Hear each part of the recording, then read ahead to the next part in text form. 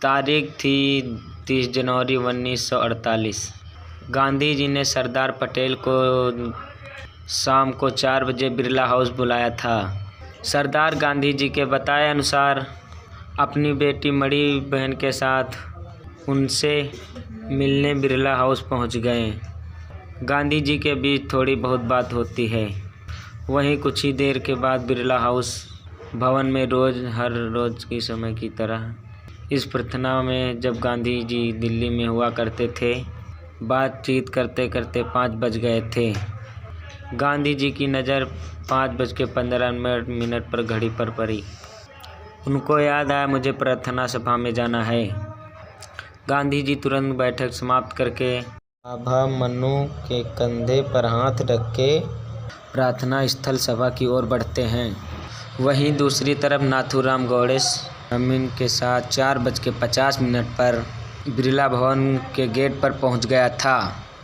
कुछ लोगों के बीच होने के कारण सिक्योरिटी को भी पता नहीं चला था और कुछ देर अपने को भीड़ के अंदर छुपाए रखा ताकि गौड़ेश को कोई शक न हो। जैसे गांधी जी आते हैं तभी अचानक उनके सामने गांधी जी के नाथूराम गौड़ेश आ गया। नाथूराम गौड़ेश ने अपने सामने गांधी जी को देखकर हाथ जोड़ दिए और कहा, नमस्ते बापू। तभी गांधी जी के साथ मनु ने चलते हुए कहा, जरा साइड हट जाओ, बापू को जाने दो, पहले से ही बहुत देर हो चुकी है। इस समय हो रहा था 5:17। तभी अचानक गौड़ेश ने बापू को धक्का दे दिया। तभी मनु को गौड़ेश ने धक्का दे दिया। तभी छोटी सी एक बेरेटा पिस्टल छुपा रखी थी गांधी जी के सामने तान दी। गांधी जी कुछ समझ पाते उससे पहले देखते ही देखते ने नाथूराम गौड़ेश ने गांधी जी के सीने में एक के बाद एक 3 गोलियां दाग दी, जिसमें से 2 गोलियां गांधी जी के शरीर को पार करते हुए आर पार निकल गईं। एक गोली उनके शरीर में ही फंसकर रह गई और गांधी जी वहीं गिर पड़े। इसके बाद कहा जाता है नाथूराम गौड़ेश वहाँ से भागे नहीं, अपने दोनों हाथ कर ऊपर सिलेंडर कर दिया। लेकिन उस समय हिम्मत करके गौड़ेश के पास नहीं जा रहा था। पुलिस भी दूर से देख रही थी। इसके बाद नाथूराम गौड़ेश ने पुलिस चिल्लाई। फिर 5-6-7 मिनट बाद उसके बाद एक व्यक्ति आया और उसके बाद भीड़ जमा हो गई और भीड़ नाथूराम गौड़ेश को पीटने लगी।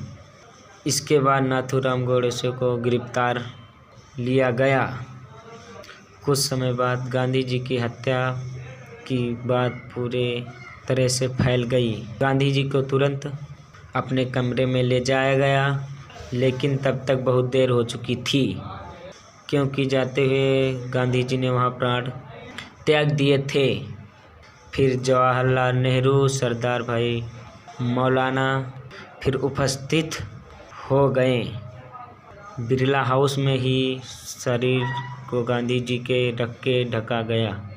तभी उनकी छोटी बेटी देवदास गांधी और उन्होंने पार्थिव शरीर को गांधी जी के हटा दिया। कहा कि अहिंसा के पुजारी को साथ हुई हिंसा को दुनिया देखे। इसके बाद चारों तरफ शोक की लहर दौड़ गई। तभी वहाँ माउंटबेटन आए। माउंटबेटन ने गांधी जी के पार्थिव शरीर को सैल्यूट किया। इतने में से एक व्यक्ति जोर से चिल्लाया, गांधी जी को एक मुस्लिम ने मारा है। माउंटबेटन ने गुस्से में जवाब दिया, you fool don't know it was Hindu. उसके बाद गांधी जी की हत्या। इसी बात गांधी जी के दिल्ली के तुगलक रिपोर्ट दर्ज की गई। FIR की कॉपी उर्दू में लिखी गई थी। इस FIR की कॉपी में पूरा उर्दू में बताया गया है।